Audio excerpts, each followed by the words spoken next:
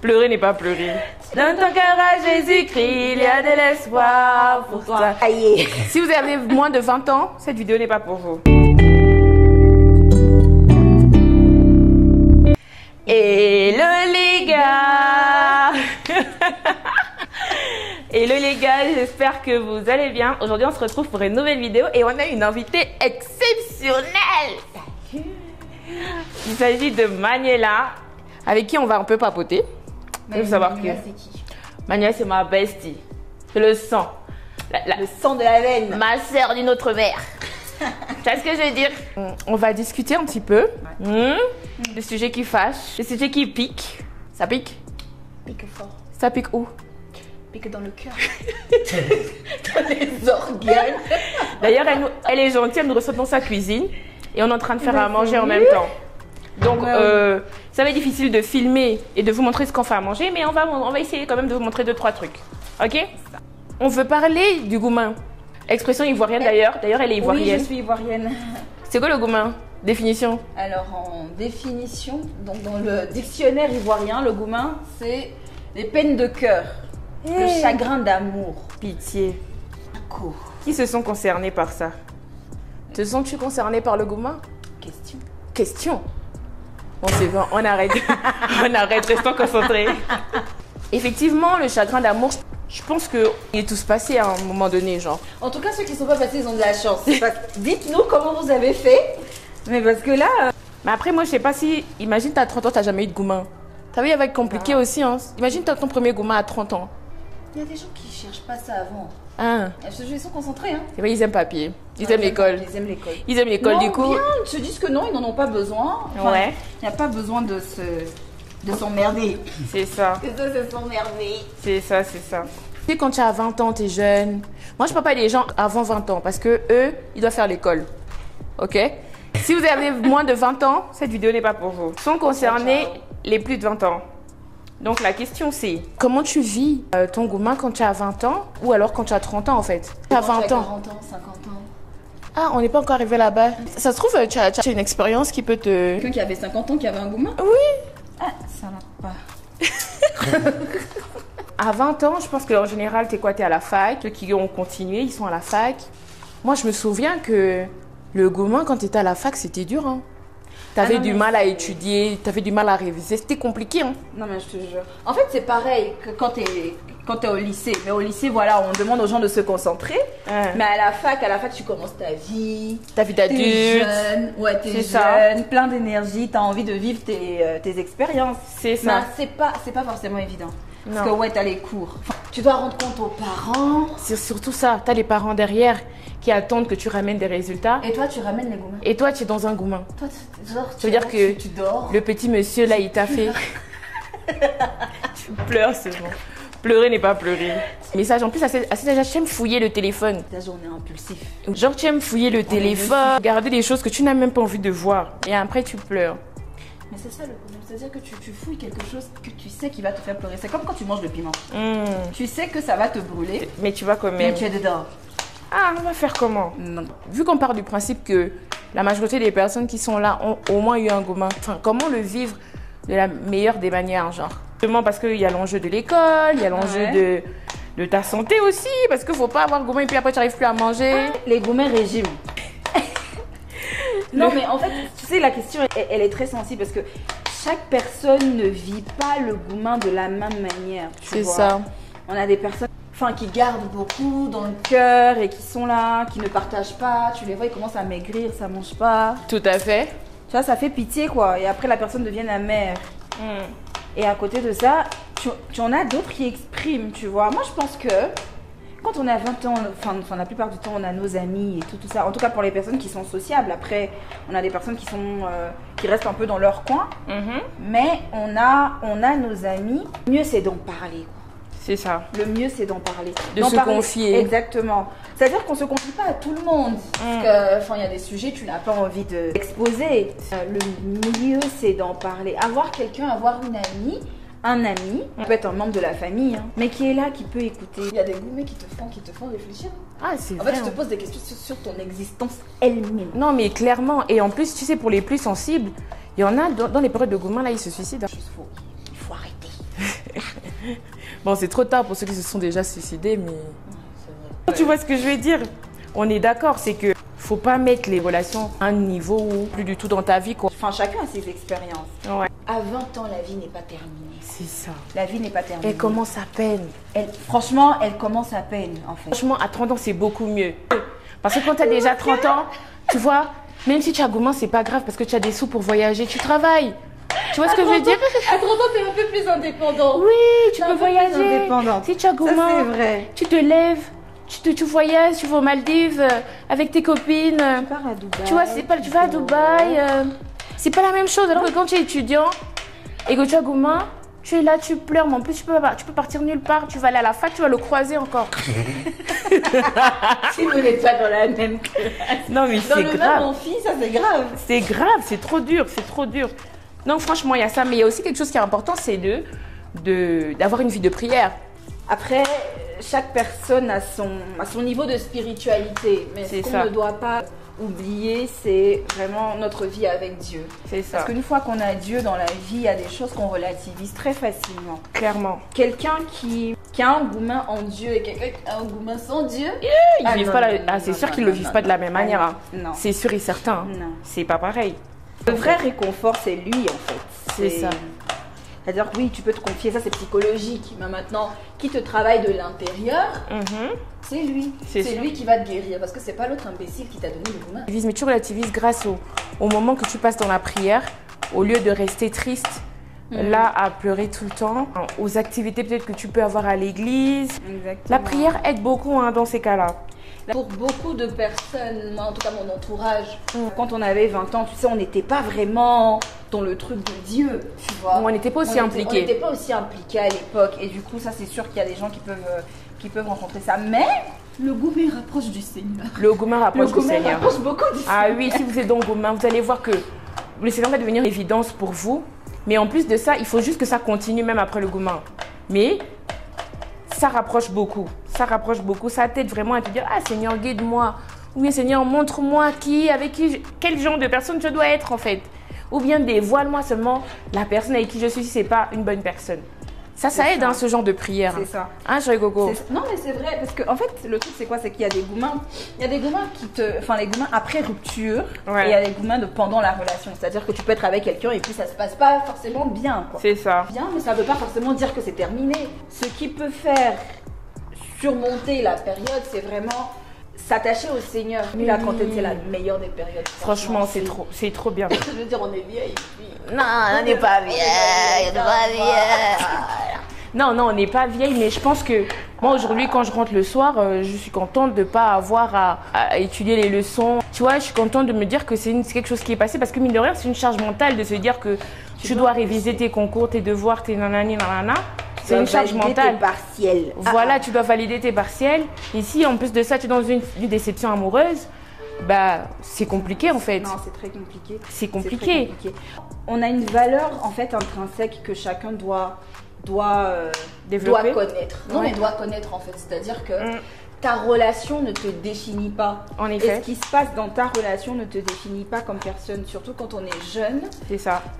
Faut pas tout de suite se dire ah non mais c'est la fin de ma vie, je vais pas rencontrer quelqu'un, je vais finir seule avec C'est mes ça. 6 chats. C'est ça. Et c'est Non. pour ça que c'est même important de relever aussi que, bah en fait, quand tu es dans une relation, avant de te mettre dans une relation, tu dois pouvoir être heureuse seule. Exactement. Être épanouie. Il ne faut pas que ce soit l'autre qui fasse en sorte que toi, tu sois bien. Ah mais tu sais que ce sont les gourmands qui révèlent ça. Hein. Non, mais oui, clairement. Au départ, tu te dis que bon d'accord, t'as ta chérie, voilà. Vous vivez, Vous êtes jeune, vous êtes vous êtes insouciant. jeune, voilà. Il n'y a vous pas de vivez souci. votre truc, il n'y a pas de souci. Mais quand tu te rends compte de certaines réalités, eh ben, faut beaucoup miser sur soi. Parce C'est que ça. c'est ton toi que tu donnes dans ta relation. Donc si tu donnes un mauvais toi, forcément ça va mal se passer. C'est ça. Donc c'est vice versa hein, pour les hommes et pour Aussi bien pour les hommes que pour les femmes. que pour les femmes. C'est Parce ça. que la plupart du temps, les hommes font moins ce travail-là. Je veux pas catégoriser. Mais Ouais. ils font moins ce travail d'introspection. Oui. De dire que qu'est-ce qui va pas chez moi. Ouais, mais parce qu'en général, ils portent moins la relation. En général, ce sont les filles, les jeunes filles, les femmes qui portent la relation et du coup, elles ont tendance à se remettre en question.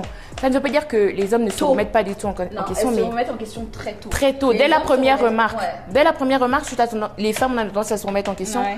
alors que les hommes, bah, il faut que tu répètes quoi. Faut que tu répètes. Faut que tu redises la même chose 15 fois. Ce n'est pas une balle perdue. Je pense qu'ils se... ils se remettent en question, je pense, à des moments précis de leur vie. Ouais, C'est juste que les femmes, vu qu'on mature très vite, ouais. on a tendance à faire ce travail-là. On a tendance à faire ce travail-là un peu plus tôt et qui est très important. Donc, comme tu as dit tout à l'heure, en fait, c'est de savoir vivre avec soi, Tout à de fait. se connaître, de connaître ses limites Mhm. et de ne pas permettre à l'autre personne de transgresser, en fait, C'est ça. ces limites-là, de dépasser ces limites. Parce que une fois que tu acceptes, bah, C'est foutu, hein. c'est ça, quoi. Et justement, dans ces limites-là, il y a quoi comme type de limites que tu peux préciser? C'est-à-dire, il y a des choses qui ne trompent pas. Il y a des signes qui sont hyper révélateurs. Genre, il t'a crié tellement fort qu'à un moment donné, il est venu vers toi, genre, qui s'apprêtait à t'étrangler. Je te jure. Non, Red mais flag. C'est-à-dire que... C'est ouais, un red flag. je pense qu'il y a des choses... Est-ce qu'il y a des choses qu'on doit expliquer? Ah, maman. Ah non, il faut expliquer. Parce que souvent, les petites filles ici dehors, là, même les grandes dames, même les personnes plus âgées que nous, parfois, elles oublient. Il faut qu'on rappelle. Je pense C'est-à-dire qu'on que est- Ouais. si la personne, elle a tendance à être très méchante, violente dans ses paroles, pour moi, il faut se poser la question. Non, en tout cas, ce que je ne supporte pas, c'est la violence. Une personne violente, même une fois, Faut partir. qui dit « j'ai pas fait exprès ». Ou si à Non, cause non, de pardon. toi, si tu n'avais pas fait ça, je n'allais pas faire ça. Pardon. J'étais énervée, Faut j'ai trop partir. bu. Faut Tata, partir. pardon. Tu pars en Mais fait. tu sais qu'il y a des femmes qui sont violentes. Ah, ça aussi, c'est vrai, mais c'est compliqué à expliquer. C'est compliqué à expliquer quand même. C'est compliqué à expliquer dans le sens où, à quelle heure, toi, un bonhomme, tu vas venir dire que, ah, ma femme, elle me tape. En fait, c'est ça, les hommes, ils parlent pas beaucoup. Nous, on a la facilité à... Parce que ça aussi, ça donne gourmand. Partager tout ça, parce que c'est ça. Parce que gourmand aussi, nous aussi, on est forte à donner gourmand aussi aux garçons. Il faudrait qu'on ait un homme qui témoigne un jour. Ouais. En expliquant que ouais, moi j'ai déjà eu un vrai gourmand de la part d'une go qui m'a fait ça dur parce que elle a fait ceci. Tu vois un peu comme on parlait la dernière fois avec ton collègue et tout. Tu vois, quelqu'un qui, tu vois non, Bah oui. sort Non, mais l'information. Je pense qu'il faut quand même certains hommes qui viennent parler. C'est ça Parce pour que expliquer. sinon, on va toujours... Nous, on se défend. Hein. On se défend entre nous. Red flags. Ouais. La personne est vraiment, vraiment violente physiquement et... Moralement, même verbalement, genre. Verbalement, c'est ça le truc. Verbalement. Quelqu'un qui te rabaisse tout le temps. C'est-à-dire que tu fais jamais rien de bien.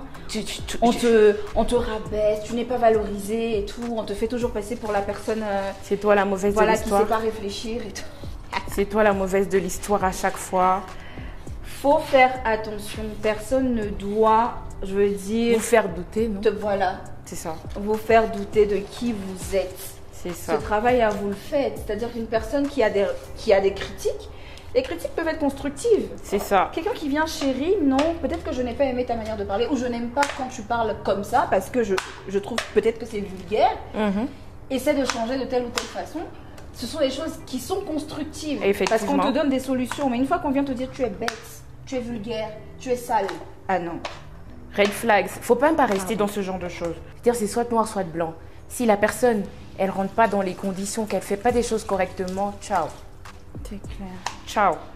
Si elle est constructive, qu'elle t'apporte des choses pour te faire évoluer dans sa manière de parler, dans sa manière de te traiter, ok. Et ça, ce n'est même pas une question d'âge, c'est une question de bon sens. C'est une Complètement. question de bon sens. Ce qu'on oublie souvent quand on est jeune, quand on est amoureux, on oublie les bonnes manières, on oublie en fait enfin, je pense qu'on est beaucoup plus passionné parce que c'est l'âge de la passion. Effectivement. C'est l'âge Où tu es c'est l'âge de la insouciant. passion, tu fais ce que tu veux. Tu as l'impression que c'est l'amour de ta T'es vie. belle, t'es beau, tu kiffes, mais non, faut pas oublier le bon sens et ce qui te rend vraiment heureux.